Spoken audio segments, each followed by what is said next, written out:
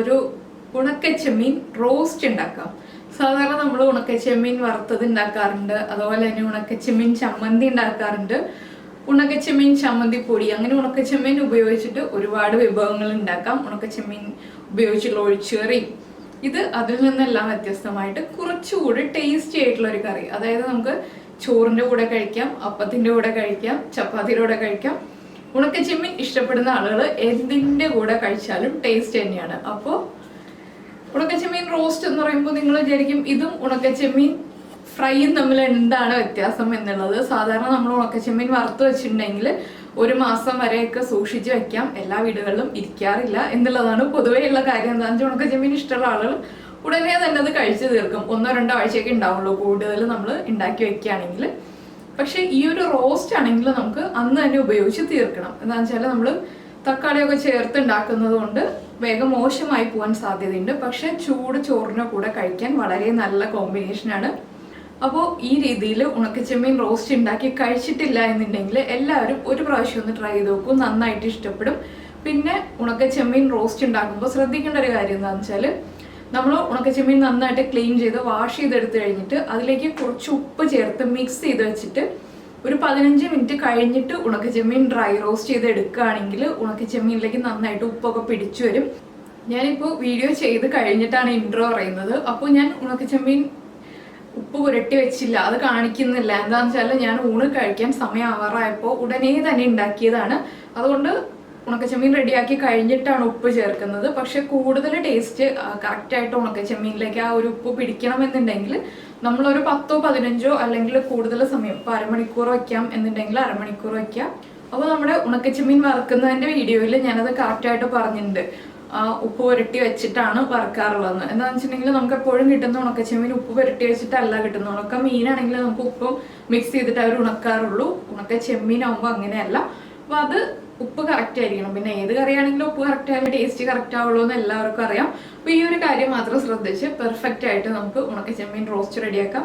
പിന്നെ സവോള യൂസ് ചെയ്യാതിരിക്കുക, കുറച്ച് ഉള്ളി തന്നെ നന്നാക്കി എടുക്കുക. എന്താണെന്ന് വെച്ചാൽ ഉള്ളി നന്നാക്കൽ ബുദ്ധിമുട്ടാണെങ്കിലും ഉണക്കച്ചെമ്മീനും ഉള്ളിയും എല്ലാം ചേർന്ന് വരുമ്പോഴുള്ള ആ ഒരു ടേസ്റ്റ് ആലോചിച്ചിട്ടുണ്ടെങ്കിൽ എല്ലാവരും ഉള്ളി നന്നാക്കി എടുത്തോളും. അപ്പോൾ നമ്മുടെ ഉണക്കച്ചെമ്മീൻ റോസ്റ്റ് എങ്ങനെയാണ് നമുക്ക് റെഡിയാക്കുന്നതെന്ന് നോക്കാം.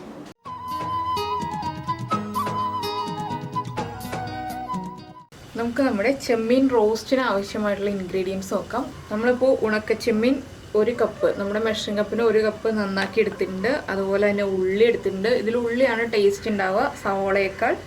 പിന്നെ ഗരം മസാലപ്പൊടി, മുളക് പൊടി, മഞ്ഞൾപ്പൊടി, കറിവേപ്പില.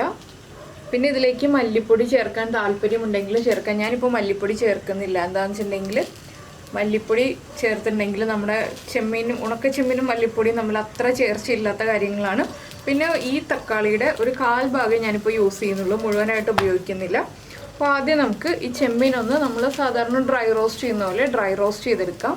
അപ്പോൾ നമ്മുടെ പാൻ നന്നായിട്ട് ചൂടായിട്ടുണ്ട്. ഞാനിതിപ്പോൾ ഉപ്പ് ചേർക്കാത്ത ഉണക്കച്ചെമ്മീനാണ്. എന്താണെന്ന് വെച്ചിട്ടുണ്ടെങ്കിൽ നന്നായിട്ട് കഴുകി ക്ലീൻ ചെയ്ത് വെച്ചിട്ടേ ഉള്ളൂ, ഉപ്പ് ചേർത്തിട്ടില്ല. ഉപ്പുള്ള ഉണക്കച്ചെമ്മീനാണ് നമുക്ക് വാങ്ങിക്കാൻ കിട്ടുന്നതെങ്കിൽ ഉപ്പിൻ്റെ അളവിൽ വ്യത്യാസം വരുത്തുക.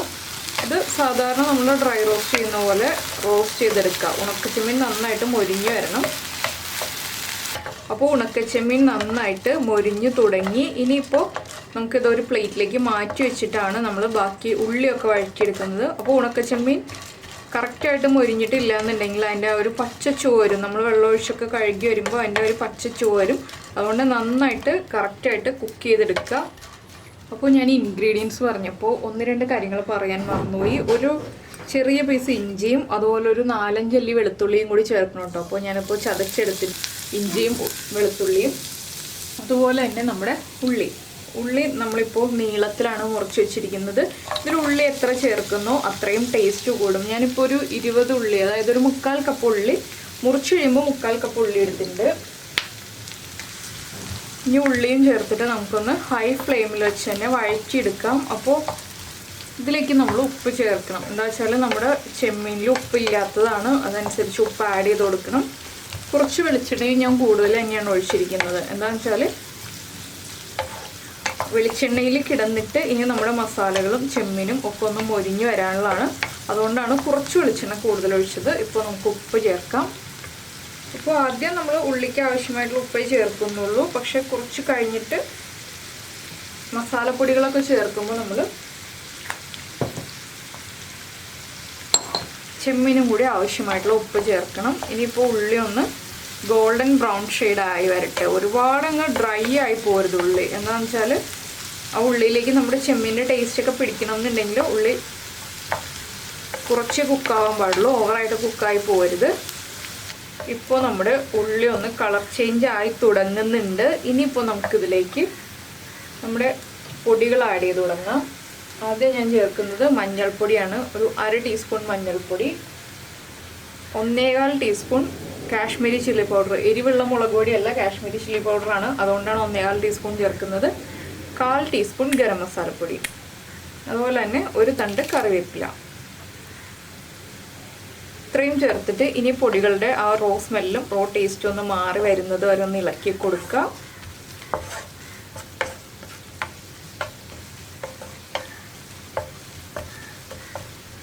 പിന്നെ മല്ലിപ്പൊടി ചേർക്കുന്നുണ്ടെങ്കിൽ 1 ടീസ്പൂൺ മല്ലിപ്പൊടി ചേർക്കാം. ഞാൻ പറഞ്ഞല്ലോ ഞാൻ ഇതിലേക്ക് മല്ലിപ്പൊടി ചേർക്കുന്നില്ല എന്നുള്ളത്.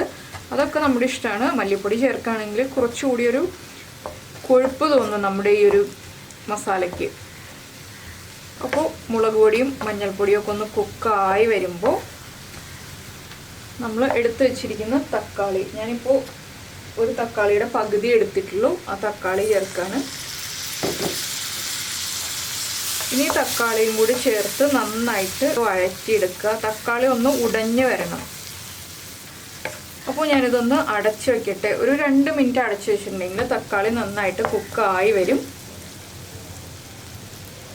ഇപ്പോൾ നമ്മുടെ തക്കാളി ഒന്ന് കുക്കായി ഉടഞ്ഞു വരുന്നുണ്ട്. ഉടയാത്ത പീസുകൾ ഞാൻ ഇതുപോലെ ഒന്ന് ഉടച്ചു കൊടുക്കുന്നുണ്ട്. ഇതിലേക്ക് നമുക്കിനി ചെമ്മീനും കൂടി ആവശ്യമായിട്ടുള്ള ഉപ്പ് ആദ്യം ചേർക്കാം. അത് കഴിഞ്ഞിട്ട് നമുക്ക് ഡ്രൈ റോസ്റ്റ് ചെയ്ത് വെച്ചിരിക്കുന്ന ചെമ്മീൻ ഇതിലേക്ക് ആഡ് ചെയ്യാം. ഇനി ഇതെല്ലാം ചേർത്ത് മിക്സ് ചെയ്യുക. ഈ ചെമ്മീനിലേക്ക് നന്നായിട്ട് മസാല പൊതിഞ്ഞു വരുന്ന രീതിയിൽ മിക്സ് ചെയ്ത് കുക്ക് ചെയ്തെടുക്കണം. അപ്പോൾ നന്നായിട്ട് കിച്ചൂസ് ഒന്ന് തുമ്മിയ സൗണ്ടാണ് ഈ കേട്ടത്. അപ്പോൾ കിച്ചൂസിന് മുളക് പൊടി കുക്കായ സ്മെല്ല് വന്നിട്ടുണ്ടെങ്കിൽ അപ്പോൾ തുമ്മൽ വരും. കിച്ചൂസിന് മാത്രമല്ല രാജീവേട്ടന്, 2 പേർക്കും ഉള്ളൊരു പ്രശ്നമാണത്. അപ്പോൾ നമ്മുടെ ചെമ്മീനിലേക്ക് നന്നായിട്ട് മസാലയൊക്കെ മിക്സ് ചെയ്തിട്ടുണ്ട്. ഇനി നമുക്ക് വീണ്ടും അടച്ചു വയ്ക്കാം. ഇത് അടച്ചു വെച്ച് കുക്ക് ചെയ്യുമ്പോൾ ചെമ്മീനിലേക്ക് ഉപ്പും എരിവും എല്ലാം നന്നായിട്ട് പിടിച്ചു വന്നോളും. പിന്നെ ഇതിലൊരു ഓപ്ഷൻ ഉണ്ട്, ചെമ്മീൻ പൊടിച്ച് ചേർത്താൽ മതി എന്നുണ്ടെങ്കിൽ നമ്മൾ ഈ റോസ്റ്റ് ചെയ്ത് വെച്ചിരിക്കുന്ന ചെമ്മീൻ, ഡ്രൈ റോസ്റ്റ് ചെയ്ത് വെച്ചിരിക്കുന്ന ചെമ്മീൻ ഒന്ന് പൊടിച്ച് ചേർക്കാം. അപ്പോൾ വേഗം മിക്സായി കിട്ടും. പക്ഷേ എനിക്ക് ചെമ്മീൻ ഇങ്ങനെ കാണാൻ ഇഷ്ടമായതുകൊണ്ടാണ് ഞാൻ പൊടിച്ച് ചേർക്കാത്തത്. പിന്നെ ഉള്ളിക്ക് പകരമായിട്ട് നമുക്ക് വേണമെങ്കിൽ ഒരു സവോള ചേർക്കാം. പക്ഷേ ഉള്ളി ചേർക്കുമ്പോഴാണ് ടേസ്റ്റ് കൂടുക. ഇപ്പോൾ നമ്മുടെ ചെമ്മീനിലേക്ക് ഉപ്പും എരിവും പിടിച്ചിട്ടുണ്ട്. അപ്പോൾ ഇത്രയും ഞാൻ കുക്ക് ചെയ്യുന്നുള്ളൂ. ഇനിയിപ്പോൾ ഡ്രൈ ആക്കി എടുക്കുന്നില്ല. ഉള്ളിയൊക്കെ ആവശ്യത്തിന് കുക്കായിട്ടുണ്ട്. ഇനിയിപ്പോൾ ഫ്ലെയിം ഓഫ് ചെയ്തിട്ട് നമുക്ക് സെർവിങ് ബൗളിലേക്ക് മാറ്റാം. ഇത് ചോറിൻ്റെ കൂടെയും കഞ്ഞിയുടെ കൂടെയും കഴിക്കാൻ സൂപ്പർ ടേസ്റ്റാണ്. അതുപോലെ തന്നെ ചപ്പാത്തിയുടെ കൂടെയും കഴിക്കാം. അപ്പോൾ ഉള്ളിയും ചെമ്മീനും എല്ലാം ചേർത്ത് കഴിക്കുമ്പോഴാണ് ടേസ്റ്റ് ഉണ്ടാവുക. പിന്നെ ഇതിൻ്റെ കൂടെ ഇപ്പോൾ നമുക്കൊരു പുളിശ്ശേരിയോ ഒഴിച്ചറിയോ ഒക്കെ ഉണ്ടെങ്കിൽ കൂടുതൽ ടേസ്റ്റ് ആയിരിക്കും. ഒന്നുമില്ലെങ്കിലും ഈ ഒരു കറി മാത്രം ഉണ്ടെങ്കിൽ നമുക്ക് സുഖമായിട്ട് ഊണ് കഴിക്കാം. അപ്പോൾ ഞാനിതൊരു സെർവിങ് ബൗളിലേക്ക് മാറ്റട്ടെ. അപ്പോൾ നമ്മുടെ ഉണക്ക ചെമ്മീൻ റോസ്റ്റ് റെഡി ആയി കഴിഞ്ഞു. അപ്പോൾ ഉണക്ക ചെമ്മീൻ ഇഷ്ടപ്പെടുന്ന എല്ലാവർക്കും കൊതിയാവുന്നുണ്ടാവും.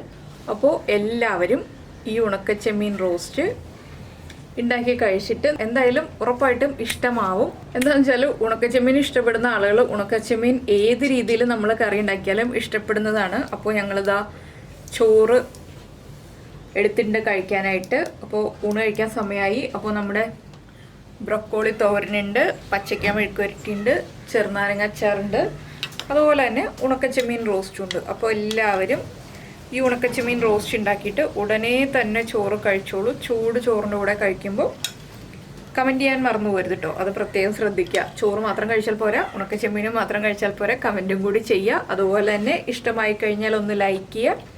പിന്നെ നമ്മൾ സാധാരണ ഉണക്കച്ചെമ്മീൻ വറുത്ത് വയ്ക്കുന്നത് പോലെ വറുത്ത് വയ്ക്കാൻ പറ്റില്ല, നമ്മൾ തക്കാളിയൊക്കെ ചേർക്കുന്നത് കൊണ്ട്.